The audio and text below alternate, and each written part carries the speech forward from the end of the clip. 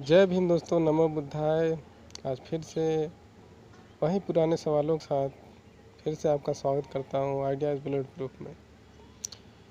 एक सवाल है, वो सवाल कुछ ऐसा है कि भाई भगवत गीता, मनुस्मृति और बाबा साहब द्वारा बनाए गए संविधान में क्या डिफरेंस है। तो आज उसी चीज़ को हम डिस्क्राइब कर देते हैं। बहुत ही एक कम वाक्यों के द्वारा करेंगे हम इसे डिस्क्राइब, ताकि कम सेंटेंस में ज़्यादा बातें पूरी हो सके। चलिए आगे हम चलते हैं।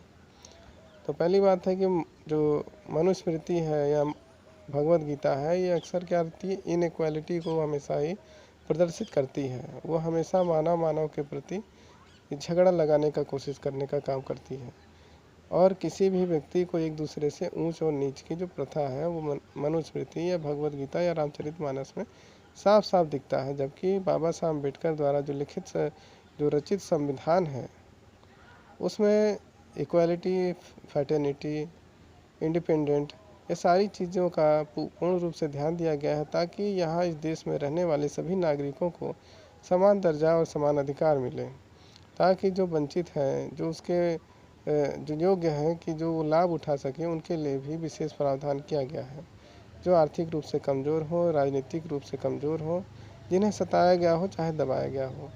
इसीलिए मेरे दोस्तों, ये जो भारतीय संविधान है, ये पूर्ण रूप से मानव के लिए बना हुआ है। और जो भगवत गीता और रामचरितमानस है, ये पूर्ण रूप से जंतुओं के लिए बना है, कुत्ते बिल्लियों के लिए बना हुआ है, गधों के लिए बना है, घोड़ों के लिए बना हुआ है। और एक बात और कि भगवत गीता के अनुसार ब्राह्मण कितना भी दुष्ट पापी हो तो उसका गुणगान करना पड़ेगा।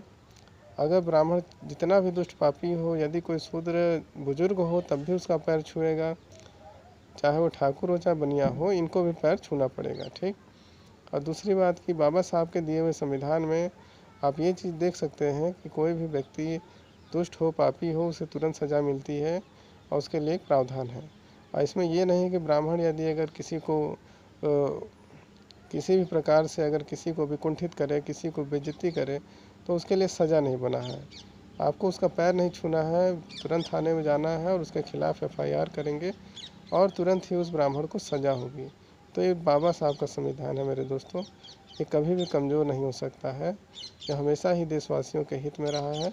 फ़र्क इतना है कि इस देश में संविधान को चलाने वाले वही भगवत गीता के लिखने वाले, मनुस्मृति को लिखने वालों के ये बच्चे हैं। हमेशा ही सावधान रहिए इन लोगों से, हमेशा ही सचेत रहिए और हमेशा जागरूक रहिए। जय भीम।